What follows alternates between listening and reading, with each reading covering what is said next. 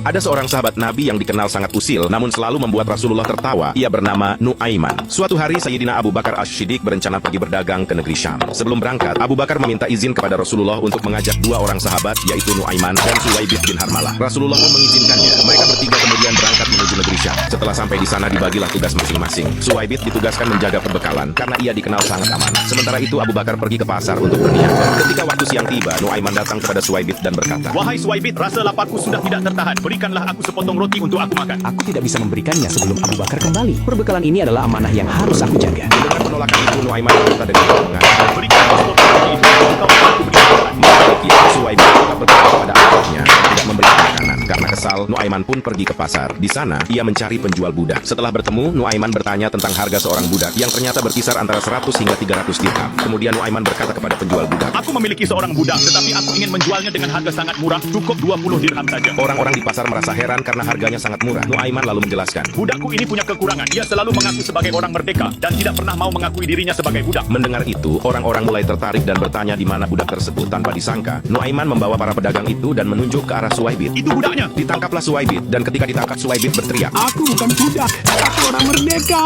Namun orang-orang tidak percaya. Kami sudah tahu kekuranganmu. Kau memang selalu mengaku merdeka. Suwaibit terus berteriak, tetapi mereka tidak menghiraukannya. Ia pun dibawa ke pasar untuk dijual. Nuaiman menerima 20 dirham dari hasil menjual sahabatnya itu. Uang tersebut ia gunakan untuk membeli makanan dan minuman, dan ia juga tidak lupa membelikan hadiah untuk Rasulullah. Tak lama kemudian, Abu Bakar pulang dan mendapati Suwaibit tidak ada. Ia pun bertanya kepada Nuaiman. Wahai Nuaiman, di mana Suwaibit? "Sudah dijual, wahai Abu Bakar." Mendengar jawaban itu, Abu Bakar tertawa dan meminta Nuaiman menjelaskan semuanya. Nuaiman pun menceritakan kejadian tersebut dengan jujur. Setelah itu, Abu Bakar pergi ke pasar dan membeli kembali Suwaibit hingga ia kembali bebas sebagai orang merdeka. Ketika mereka pulang ke Madinah, kisah ini diceritakan kepada Rasulullah. Saat mendengar cerita tentang Nuaiman, Rasulullah tertawa sejadi-jadinya hingga gigi geraham beliau terlihat jelas di hadapan para sahabat.